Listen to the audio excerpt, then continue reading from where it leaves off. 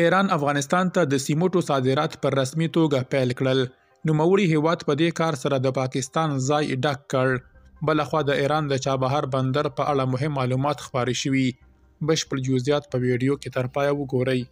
پتمنو لیدونکو ستړي مه شئ. د ایران د سیمټو د صادراتو خبر لرو، خو پیل د چابهار پر بندر کوو. چابهار بندر لا هم تر پراختیا لاندې دی.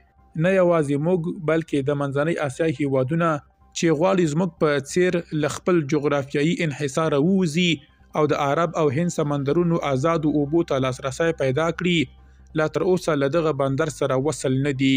د دې اتصال پر وړاندې یو اساسي خنډ د ترانسپورتي زیربناو نشتوالی دی. خو له نیکه مرغه د چابهار او زایدان ریل کرښه چې شاوخوا 400 کیلومتره اوږدوالی لري د بشپړېدو په حال کې ده او ټاکل شوې ده چې د 2026 زیږدیز کال په اپریل کې بشپړه شي. دا به د افغان سوداګرو او باروړونکو موټرو لپاره زمان او لګښتونه دواړه راکم کړي.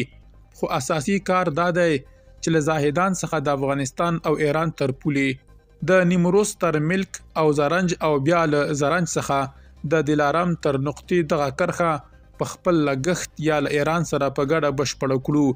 دا کرښه وروسته باید د هیواد د لویدیځ ریلي کوریډور هرات سره وصل شي چې له دې سره به موږ په بشپړه توګه د ریل نړیوالې شبکې او نړیوالو بازارونو سره وصل شو.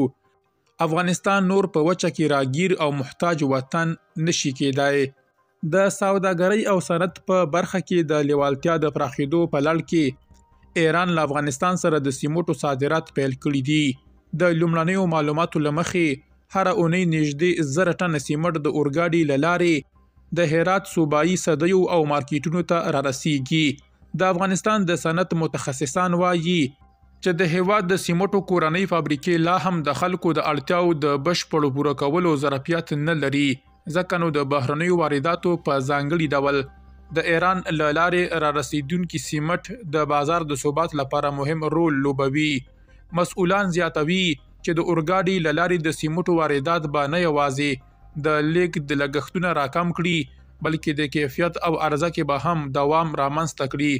د دوی په وینا دا بهیر کولی شي د ودانیزو چارو د سستېدو مخه ونیسي او د قیمتونو په توازن کې مرسته وکړي. درنو لیدونکو له ملتیا مو مننه.